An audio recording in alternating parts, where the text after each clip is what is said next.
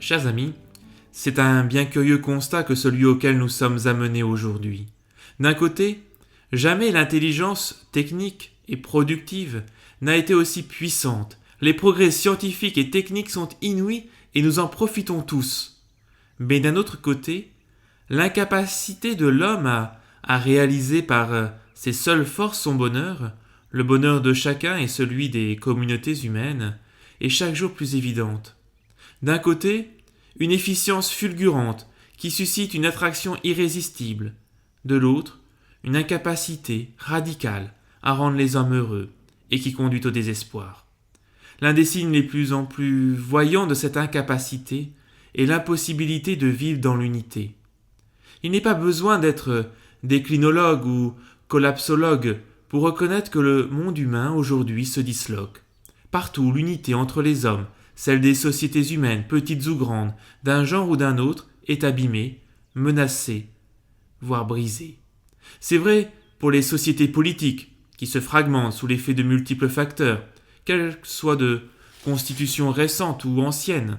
C'est vrai pour les couples, pour les familles, au point que beaucoup de jeunes gens ne croient pas à la possibilité de vivre unis durablement dans les liens du mariage. Et l'Église n'est pas en reste. La division demeure entre les chrétiens de confessions différentes, et au sein même de l'Église catholique, les tendances adverses s'affrontent. Au sein même de nos propres paroisses, il peut y avoir des clans, des partis. Partout, le poison de la division est à l'œuvre. Pourtant, le Christ nous avait prévenus. Sans moi, vous ne pouvez rien faire. Rien faire, direz-vous ? Presque rien, répond Thomas d'Aquin. Seulement planter des vignes ou construire des maisons. Alors je traduis en langage contemporain. Fabriquer des Airbus de 500 passagers, des navires de 250 000 tonnes, des tours de 500 mètres de haut, oui, ça on sait faire. Il faut oser le dire, au regard du bonheur de l'homme, des couples, des familles, de l'unité des sociétés humaines, tout cela n'est que paille, et bientôt poussière. Tout cela ne vaut pas le rire joyeux d'un enfant heureux, d'un couple qui s'aime. Sans moi, vous ne pouvez rien faire. C'est pour cela que le Christ nous envoie l'Esprit d'auprès du Père. Il sait mieux que nous ne pouvons pas nous en sortir seuls. Cela ne disqualifie pas les efforts entrepris par les hommes pour assurer la paix et la prospérité, mais cela ne peut suffire.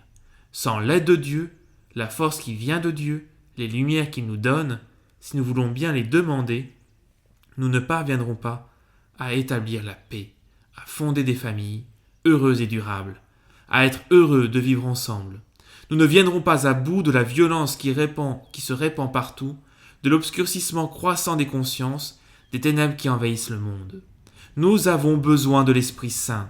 Ce n'est pas pure rhétorique que tous les papes, depuis Saint Jean XXIII jusqu'au pape François, sans exception, demandent aux fidèles de prier pour que l'Église connaisse une nouvelle Pentecôte. Ce n'est pas un effet de rhétorique, c'est une prière qui doit nous habiter. Alors, que devons-nous faire ? C'est la question que posaient aux apôtres les témoins de la Pentecôte de Jérusalem, après la prédication de Pierre. Que devons-nous faire ?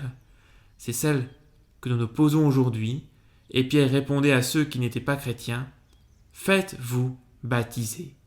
Aujourd'hui, c'est Paul qui nous dit, à nous qui sommes baptisés, c'est la première lecture, « Vivez sous l'emprise de l'Esprit, puisque l'Esprit habite en vous. » Vivez sous l'emprise de l'Esprit. À chaque fois que l'Esprit vient sur une personne ou une communauté, à chaque fois que l'on décide de vivre sous l'emprise de l'Esprit, c'est une nouvelle Pentecôte qui commence. Le récit des Actes des Apôtres nous fait bien voir ce qu'est la vie sous l'emprise de l'Esprit. Les apôtres avaient déjà reçu l'Esprit Saint le soir de Pâques, mais leur vie n'en a pas été changée radicalement. Ils sont retournés à la pêche. Vous vous rappelez le passage du chapitre 21 de Saint Jean. Et puis il y aura une nouvelle pêche miraculeuse. À Jérusalem, en tout cas, tout change. L'Esprit, cette fois, s'empare d'eux. Et ils se mettent à proclamer la bonne nouvelle de Jésus-Christ. Il y a un avant et un après Pentecôte. Eh bien, je crois qu'il doit en être de même dans la vie de chacun de nous.